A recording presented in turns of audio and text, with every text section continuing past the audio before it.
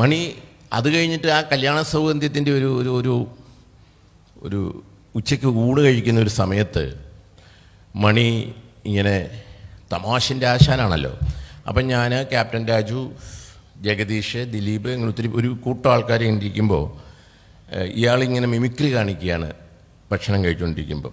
ഇയാൾ നേരത്തെ കൈ കഴുകും, നമ്മളെ കാണിക്കാൻ വേണ്ടിയാണ്, ഇതൊക്കെ എനിക്കറിയാമെന്ന് കാണിക്കാനാണ് മണി അന്ന് ഒരു കോമഡി നടനെ പോലും ജഗതിച്ചേട്ടനോ പപ്പുവേട്ടനോ ഒക്കെ മാളച്ചേട്ടനോ ഒക്കെ കഴിഞ്ഞിട്ടുള്ള ഒരു കോമഡി നടൻ എന്നുള്ള മാത്രം ഒരു ഇതേ ഉള്ളൂ മണിക്കെന്ന്.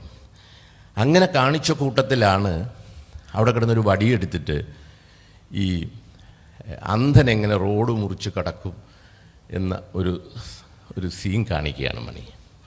അപ്പോൾ ഈ വണ്ടി വരുന്നതും അത് മാറുന്നതും പിടിക്കുന്നതൊക്കെ ഇയാൾ കണ്ടപ്പോൾ സത്യത്തിൽ ഊണ് കഴിച്ച് തീരാത്ത ഞാൻ എഴുന്നേറ്റിട്ട് ആ എച്ചിക്കൈ മാറ്റി പിടിച്ച് മറ്റേ കൈകൊണ്ട് ഇങ്ങനെ ചേർത്ത് പിടിച്ചിട്ട് പറഞ്ഞു, സമ്മതിക്കണം, അന്ധൻ നിന്നെ കണ്ടുപിടിക്കണം. നമ്മൾ പറഞ്ഞു അതങ്ങനെ പറയാൻ കാര്യം, നമ്മളൊക്കെ അന്ധരായ മനുഷ്യരെ കണ്ടിട്ടുണ്ട്.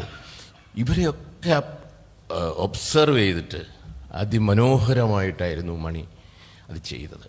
അന്ന് ഞാൻ ഒരു വാക്ക് ഉറക്കെ പറയുന്നത്, ഇവനെ ഈ ക്യാരക്ടർ നായകനാക്കി ഒരു പടം ചെയ്യും.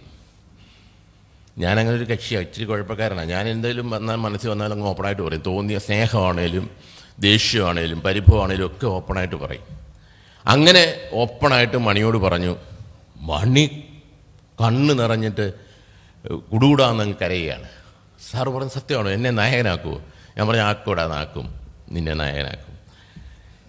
അത് കഴിഞ്ഞിട്ട് കുടുങ്ങിപ്പോയി ഞാൻ. അന്ന് എൻ്റെ ആകാശഗംഗ എന്ന് പറഞ്ഞ പടം ഇത് ഈ പടം കഴിഞ്ഞിട്ട് കല്യാണ സൗന്ദര്യം കഴിഞ്ഞിട്ട് ഉല്ലാസപ്പൂങ്കാറ്റ്, അനുരാഗ കൊട്ടാരം, ഇങ്ങനെ ദിലീപും ഞാനുമായിട്ട് ചേർന്ന് നിരവധി പടങ്ങൾ ചെയ്തുകൊണ്ടിരിക്കുകയാണ്. മണി എല്ലാ പടത്തിലും ഉണ്ട്.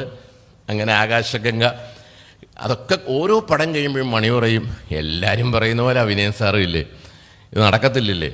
ഞാൻ പറഞ്ഞു, നടക്കൂടാ. അങ്ങനെ കണ്ടെത്തിയ കഥയായിരുന്നു അന്ധനായ രാമുവിൻ്റെ കഥ. രാമുവിനെ, മണിയെ ഞാൻ നായകനാക്കുമ്പോൾ എന്നെ പരിഹസിച്ചവരായിരുന്നു പലരും. കാരണം ചോക്ലേറ്റ് കുട്ടപ്പന്മാരെ പോലും ഇവിടെ കണ്ടിരിക്കാൻ പറ്റത്തില്ല.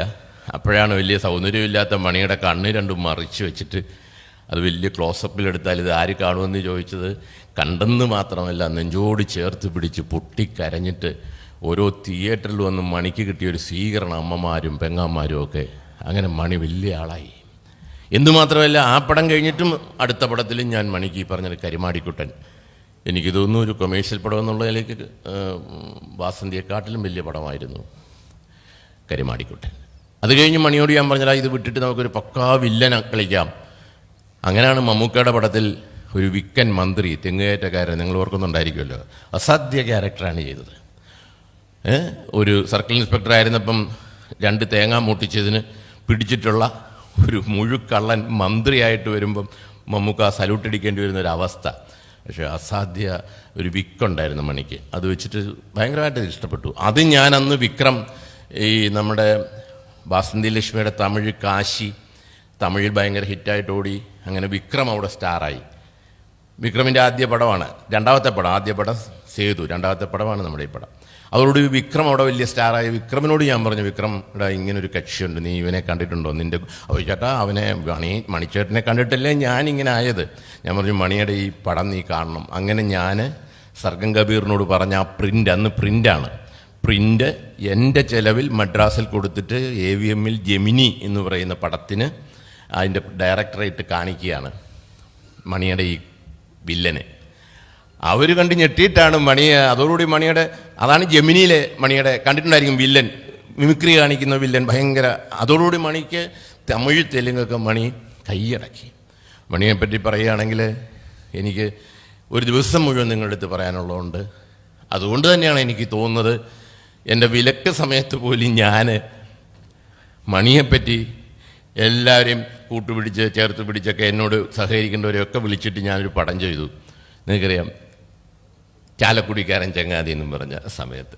കാരണം ഒരു നടനും എനിക്ക് തോന്നുന്നില്ല മരണശേഷം ഇത് കണക്കൊരു ഒരു ഒരു ഒരു രേഖ, ഒരു ചരിത്രം. മണി എന്ന് പറയുന്ന ആളിൻ്റെ, അയാൾ കാണിച്ചിട്ടുള്ള നന്മകളുടെയും അയാൾ കാണിച്ചിട്ടുള്ള സ്നേഹത്തിൻ്റെയും അയാളുടെ ജീവിതം മദ്യത്തിനടിമപ്പെട്ട് കൈവിട്ടു പോയതിൻ്റെയും അപ്പോഴൊക്കെ തന്നെ ആ മനസ്സിൻ്റെ നൈർമല്യം, അനുഭവിച്ച ദുഃഖത്തിൻ്റെയും വേദനയുടെയും തീരാത്ത അഗ്നിയുടെയും സ്ഫുലിംഗങ്ങൾ മനസ്സിൽ സൂക്ഷിച്ചുകൊണ്ട് ജീവിച്ച ഒരു നിഷ്കളങ്കനായ ഗ്രാമീണൻ്റെ മനസ്സ് ഞാൻ വെളിയിൽ കാണിക്കാനാണ് അങ്ങനെ ഒരു സിനിമ. എനിക്കൊന്നും മണിക്ക് മാത്രമേ ആ ഭാഗ്യം ഉണ്ടായിട്ടുണ്ടെന്ന് തോന്നുന്നു. വേറെ ആർക്കും മലയാളത്തിൽ അങ്ങനെ ഒരു ഒരു ഒരു ഒരു ഒരു എന്താ പറയുക, അദ്ദേഹത്തെക്കുറിച്ചൊരു ചിത്രം എന്ന് പറയാനില്ല. അങ്ങനെ ഉള്ള ഒരു അനുഗ്രഹീത കലാകാരൻ്റെ പേരിലുള്ള ഒരു അവാർഡ് എനിക്ക്, ഞാൻ പറഞ്ഞില്ലേ, അതുകൊണ്ട് തന്നെയാണ് ഞാൻ ഇന്ന് ഈ പരിപാടിക്ക് വരാൻ സമയമില്ലെങ്കിൽ കൂടി സുനിലെന്ന് പറയുന്ന ചെറുപ്പക്കാരൻ വന്നിട്ട്, ഇയാൾ എത്രയോ നാളായി കലാഭവൻ മണിയെ ആരാധിച്ച് നടക്കുന്ന ആളാണ്, എനിക്കറിയാം. സുനിൽ വന്ന് വിളിക്കുമ്പോൾ ഞാൻ എപ്പോഴും പറയാറുണ്ട്, ഇപ്പോൾ ശ്രീജിത്ത് പെരുമന എന്നോട് പറയാമായിരുന്നു, ഞാൻ നിങ്ങൾ സാറിനെ ഏതൊരു പടത്തിൻ്റെ കാര്യം പറഞ്ഞു. ഞാനെപ്പോഴും ഈ ഫുട്ബോൾ കളിക്കുമ്പോഴും അതേ രമ്യ, ഭയങ്കര ടീം അടിച്ച് കയറുമ്പോൾ അടിക്കാൻ പറ്റാതെ കുഴയുന്ന ടീമിൻ്റെ കൂടെ ആയിരിക്കും ഞാൻ. അതെനിക്കറിയില്ല. എല്ലാവരും നമ്മൾ വിജയത്തിൻ്റെ കൂടെ നിൽക്കുമ്പോൾ ഈ തോക്കുന്നവൻ്റെ കൂടെ ഇവനൊന്ന് അടിച്ചിരുന്നെങ്കിൽ എന്ന് പറയുന്ന ഒരു മനസ്സെനിക്കുണ്ട്. അതുകൊണ്ട് തന്നെയാണ് സുനിൽ വിളിച്ചപ്പം എന്താണേലും ഞാൻ കൂടെ ഉണ്ടാകും എന്ന് സുനിലിൻ്റെ അടുത്ത് പറഞ്ഞത്.